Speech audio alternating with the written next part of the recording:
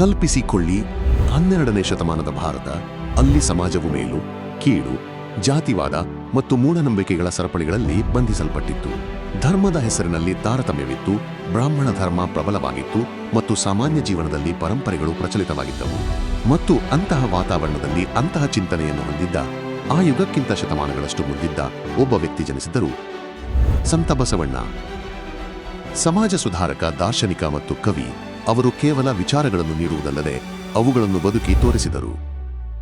ಕ್ರಿಸ್ತ ಶಕ 1105ರಲ್ಲಿ ಕರ್ನಾಟಕದ ಬಾಗೇವಾಡಿ ಗ್ರಾಮದಲ್ಲಿ ಜನಿಸಿದ ಬಸವಣ್ಣನವರ ನಿಜವಾದ ಹೆಸರು ಬಸವೇಶ್ವರ.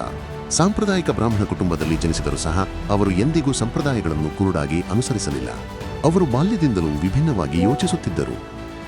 ಬಸವಣ್ಣನವರು ತಮ್ಮ ಸ್ನೇಹಿತರು ಆಟಗಳಲ್ಲಿ ನಿರತರಾಗಿದ್ದಾಗ ಸಮಾಜದಲ್ಲಿನ ಅಸಂಗತತೆಯನ್ನು ಅರ್ಥ ಮಾಡಿಕೊಳ್ಳಲು ಪ್ರಯತ್ನಿಸಿದರು. ಕೇವಲ 16ನೇ ವಯಸ್ಸಿನಲ್ಲಿ ಅವರು ಜನಿವಾರ ಪವಿತ್ರ ದಾರವನ್ನು ತ್ಯಜಿಸಿದರು. ಇದು ಕೇವಲ ಧಾರ್ಮಿಕ ಆಚರಣೆಯಿಂದ ನಿರ್ಗಮನವಾಗಿರಲಿಲ್ಲ, ಬದಲಿಗೆ ಜನರನ್ನು ಅವರ ಹುಟ್ಟಿನಿಂದ ನಿರ್ಣಯಿಸುವ ವ್ಯವಸ್ಥೆಯ ವಿರುದ್ಧದ ದಿಟ್ಟ ಸಂಘರ್ಷವಾಗಿತ್ತು. ಬಸವಣ್ಣನವರು ತಮ್ಮ ಜೀವನವನ್ನು ಒಂದು ಧ್ಯೇಯವನ್ನಾಗಿ ಮಾಡಿಕೊಂಡರು. ಜಾತಿವಾದ, ಅಸ್ಪೃಶ್ಯತೆ, ಮೂಢನಂಬಿಕೆಗಳು ಮತ್ತು ಧರ್ಮದ ಹೆಸರಿನಲ್ಲಿ ನಡೆಯುತ್ತಿರುವ ಅತ್ಯಾಚಾರವನ್ನು ಕೊನೆಗೊಳಿಸುವ ಧ್ಯೇಯ. ಅವರು ಅನುಭವ ಮಂಟಪವನ್ನು ಸ್ಥಾಪಿಸಿದರು. ಇದನ್ನು ಇಂದು ವಿಶ್ವದ ಮೊದಲ ಪ್ರಜಾಪ್ರಭುತ್ವ ಸಂಸತ್ತು ಎಂದು ಪರಿಗಣಿಸಲಾಗಿದೆ. ಇಲ್ಲಿ ಪ್ರತಿಯೊಂದು ಜಾತಿ, ಪ್ರತಿಯೊಂದು ವರ್ಗ ಮತ್ತು ಪ್ರತಿಯೊಂದು ಲಿಂಗದ ಜನರು, ಶ್ರೀಮಂತರಾಗಿರಲಿ ಅಥವಾ ಬಡವರಾಗಿರಲಿ, ಪುರುಷರಾಗಿರಲಿ ಅಥವಾ ಮಹಿಳೆಯಾಗಿರಲಿ, ಜೀವನ, ಧರ್ಮ ಮತ್ತು ಸಮಾಜದ ಬಗ್ಗೆ ಮುಕ್ತವಾಗಿ ಚರ್ಚಿಸಿದರು. ಒಬ್ಬ ದಲಿತ ಮಹಿಳೆ ತನ್ನ ಅಭಿಪ್ರಾಯಗಳನ್ನು ವ್ಯಕ್ತಪಡಿಸುವ ಮತ್ತು ಒಬ್ಬ ಬ್ರಾಹ್ಮಣ ಅವಳನ್ನು ಪೂರ್ಣ ಗೌರವದಿಂದ ಕೇಳುವ ವೇದಿಕೆಯನ್ನು ಕಲ್ಪಿಸಿಕೊಳ್ಳಿ. ಈ ದೃಶ್ಯ ಇಂದಿಗೂ ಕಷ್ಟಕರವಾಗಿದೆ ಮತ್ತು ಆ ಕಾಲದಲ್ಲಿ ಅದು ಊಹಿಸಲು ಅಸಾಧ್ಯವಾಗಿತ್ತು. ಬಸವಣ್ಣನವರು ಕೇವಲ ಚಿಂತಕರಾಗಿರಲಿಲ್ಲ, ಅವರು ಒಬ್ಬ ಅತ್ಯುತ್ತಮ ಕವಿಯೂ ಆಗಿದ್ದರು. ಅವರು ಕನ್ನಡ ಭಾಷೆಯಲ್ಲಿ ವಚನಗಳು ಎಂಬ ಹೆಸರಿನ ಕವಿತೆಗಳನ್ನು ಬರೆದರು. ಇದು ಕಾಯಕ ಮತ್ತು ಪ್ರಾಮಾಣಿಕತೆಯ ಮಹತ್ವವನ್ನು ಕಲಿಸುತ್ತದೆ. ದೇವರು ದೇವಾಲಯಗಳಲ್ಲಿಲ್ಲ, ನಿಜವಾದ ಹೃದಯದಿಂದ ಮಾಡುವ ಕಾರ್ಯಗಳಲ್ಲಿ ಇದ್ದಾನೆ ಎಂದು ಅವರು ನಂಬಿದ್ದರು. ಅವರು ಕರ್ಮವೇ ಪೂಜೆ ಎಂದು ಹೇಳುತ್ತಿದ್ದರು.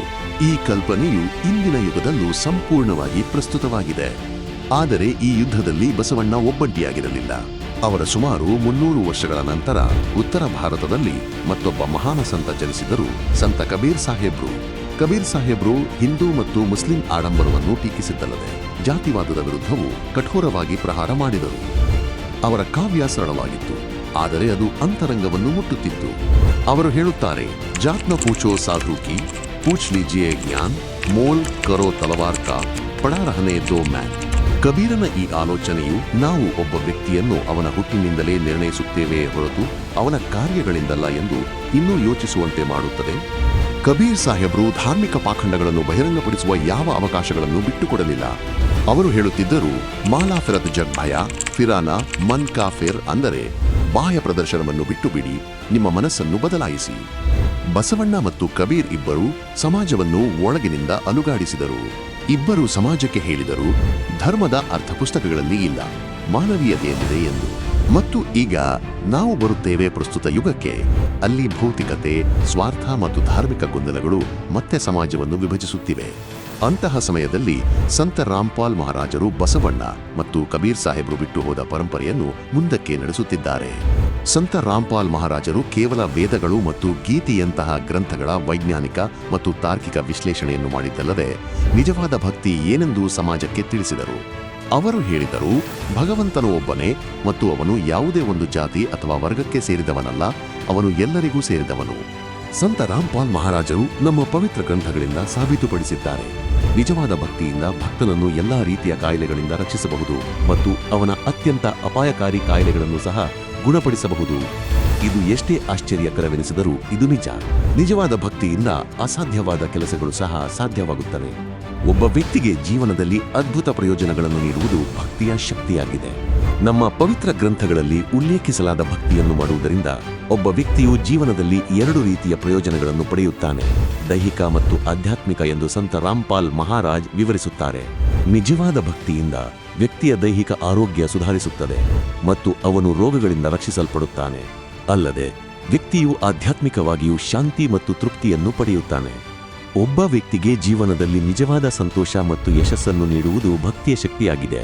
ಇಂದು ಜಗತ್ತು ಜಾತಿವಾದ, ಧರ್ಮದ ಹೆಸರಿನಲ್ಲಿ ಹಿಂಸೆ ಮತ್ತು ಆಡಂಬರದಲ್ಲಿ ಸಿಲುಕಿಕೊಂಡಿರುವುದನ್ನು ನಾವು ನೋಡಿದಾಗಂತೂ ಬಸವಣ್ಣ, ಕಬೀರ್ ಸಾಹೇಬ್ ಮತ್ತು ಸಂತ ರಾಮ್ಪಾಲ್ ಮಹಾರಾಜರ ಮಾತುಗಳು ಎಂದಿಗಿಂತಲೂ ಹೆಚ್ಚು ಅಗತ್ಯವೆಂದು ತೋರುತ್ತದೆ. ಬೇರೆ ಬೇರೆ ಸಮಯಗಳಲ್ಲಿ ಜನಿಸಿದ ಈ ಮೂವರು ಮಹಾನ ಪುರುಷರು ಒಂದೇ ಮಾತನ್ನು ಹೇಳಿದರು: ಮನುಷ್ಯನನ್ನು ಅವನ ಕರ್ಮಗಳಿಂದ ಗುರುತಿಸಿ ಧರ್ಮದ ಅರ್ಥವಾಗಿದೆ ಸೇವೆ, ಮತ್ತು ಈಶ್ವರನ ಬಳಿ ತಲುಪುವ ಮಾರ್ಗವು ಸತ್ಯ, ಭಕ್ತಿ ಮತ್ತು ಜ್ಞಾನದ ಮೂಲಕ ಹಾದುಹೋಗುತ್ತದೆ. ಇಂದಿನ ಕಾಲವು 12ನೇ ಅಥವಾ 15ನೇ ಶತಮಾನದಿಂದ ತಂತ್ರಜ್ಞಾನ ಮತ್ತು ಅಭಿವೃದ್ಧಿಯಲ್ಲಿ ಬಹಳ ಮುಂದಿರಬಹುದು. ಆದರೆ ನಾವು ಆಳವಾಗಿ ನೋಡಿದರೆ ಸಮಾಜವು ಇನ್ನೂ ಅನೇಕ ಸ್ಥಳಗಳಲ್ಲಿ ಅದೇ ಸರಪಳಿಗಳಿಂದ ಬಂಧಿಸಲ್ಪಟ್ಟಿದೆ. ಜಾತಿ, ಧರ್ಮ, ಮೇಲು, ಕೀಳು ಮತ್ತು ಸಂಪ್ರದಾಯಗಳ ಸರಪಳಿಗಳು. ಅಂತಹ ಸಮಯದಲ್ಲಿ ಬಸವಣ್ಣ, ಕಬೀರ್ ಸಾಹೇಬ್ರು ಮತ್ತು ಸಂತ ರಾಮ್ಪಾಲ್ ಮಹಾರಾಜರಂತಹ ಮಹಾಪುರುಷರ ಬೋಧನೆಗಳ ಇನ್ನಷ್ಟು ಅವಶ್ಯಕತೆ ಇದೆ ಎಂದು ಇಂದು ನಾವು ಅಂತಹ ವಿಚಾರಗಳನ್ನು ಹೆಚ್ಚಾಗಿ ಅಳವಡಿಸಿಕೊಳ್ಳುವ ಅಗತ್ಯವಿದೆ. ಅಲ್ಲಿ ಧರ್ಮ ಮತ್ತು ಜಾತಿಯ ಹೆಸರಿನಲ್ಲಿ ಯಾವುದೇ ಜಗಳಗಳಿಲ್ಲ. ಅಲ್ಲಿ ನಾವು ಹುಟ್ಟಿನಿಂದಲ್ಲ, ಕರ್ಮ ಮತ್ತು ಮಾನವೀಯತೆಯಿಂದ ಪರಸ್ಪರರನ್ನು ಗುರುತಿಸುತ್ತೇವೆ. ಬಸವಣ್ಣನವರ ಅನುಭವ ಮಂಟಪ ದಂತಹ ಸಮಾನತಾವಾದಿ ಚಿಂತನೆಯನ್ನು ನಾವು ಅಳವಡಿಸಿಕೊಳ್ಳಿ. ಕಬೀರ್ ಸಾಹೇಬ್ರಂತೆ ಯಾವುದೇ ತಾರತಮ್ಯವಿಲ್ಲದೆ ಜ್ಞಾನ ಮತ್ತು ಪ್ರೀತಿಯ ಹಾದಿಯಲ್ಲಿ ನಡೆಯೋಣ ಮತ್ತು ಸಂತ ರಾಮ್ಪಾಲ್ ಮಹಾರಾಜರು ತೋರಿಸಿದ ನಿಜವಾದ ಭಕ್ತಿಯಿಂದ ನಿಮ್ಮ ಜೀವನವನ್ನು ದೈಹಿಕವಾಗಿ ಮತ್ತು ಆಧ್ಯಾತ್ಮಿಕವಾಗಿ ಸುಧಾರಿಸುವುದಲ್ಲದೆ ಸಮಾಜಕ್ಕೆ ಹೊಸ ದಿಕ್ಕನ್ನು ನೀಡಿ. ಈ ಮಹಾಪುರುಷರ ಬೋಧನೆಗಳನ್ನು ಕೇವಲ ಪುಸ್ತಕಗಳು ಅಥವಾ ಧರ್ಮೋಪದೇಶಗಳಿಗೆ ಸೀಮಿತಗೊಳಿಸಬಾರದು. ಅವುಗಳನ್ನು ನಿಮ್ಮ ಜೀವನದಲ್ಲಿ ಅಳವಡಿಸಿಕೊಳ್ಳಿ, ನಿಮ್ಮ ನಡವಳಿಕೆಯಲ್ಲಿ ಅಳವಡಿಸಿಕೊಳ್ಳಿ ಮತ್ತು ಶಾಂತಿ, ಸಮಾನತೆ ಮತ್ತು ನಿಜವಾದ ಧರ್ಮವಿರುವಂತಹ ಸಮಾಜವನ್ನು ನಿರ್ಮಿಸಿ. ಇದು ಅವರಿಗೆ ನಾವು ಸಲ್ಲಿಸುವ ನಿಜವಾದ ಗೌರವವಾಗಿರುತ್ತದೆ ಮತ್ತು ಇದಾಗುವುದು ಸುಂದರ, ನ್ಯಾಯ ಮತ್ತು ಸಹೋದರತ್ವದಿಂದ ತುಂಬಿದ ಹೊಸ ಯುಗದ ಆರಂಭ.